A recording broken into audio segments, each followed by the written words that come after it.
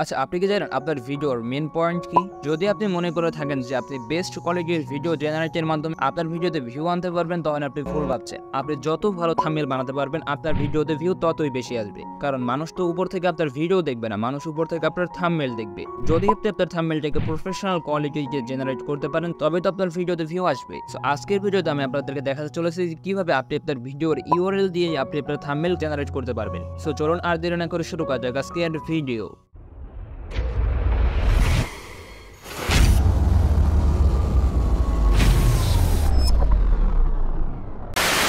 এর জন্য আপনি গুগলে চলে আসবেন এবং গুগলে এসে সার্চ করবেন থাম্বনেল এআই। এখানে দেখতে পাচ্ছেন আমি যেভাবে রেখেছি হুবহু আপনি এভাবে রেখে সার্চ করে দিবেন। সেখানে ফার্স্টেবল করে আপনাদের সামনে একটা ওয়েবসাইট চলে আসবে, তো আপনি ফার্স্টেবল ওয়েবসাইটের উপর ক্লিক করে দিবেন।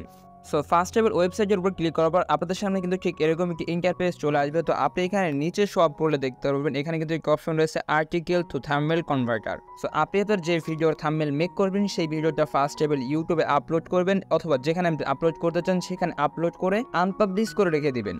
সো আনপাবলিশ করে রেখে দিয়ে আপনি কি করবেন যে আপনার যে ভিডিও আছে সেই ভিডিওটাকে শেয়ার অপশনে ক্লিক করে কিন্তু আপনার ভিডিওর ইউআরএলটা কপি করে নিয়ে আসবেন।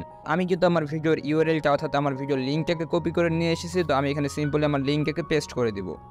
সো পেস্ট করার পর এখানে দেখতে পাচ্ছেন জেনারেট অপশন রয়েছে, এখান থেকে আমি জেনারেটের উপর ক্লিক করে দেবো। তো এখানে কিন্তু আমাকে একটু সময় নেবে।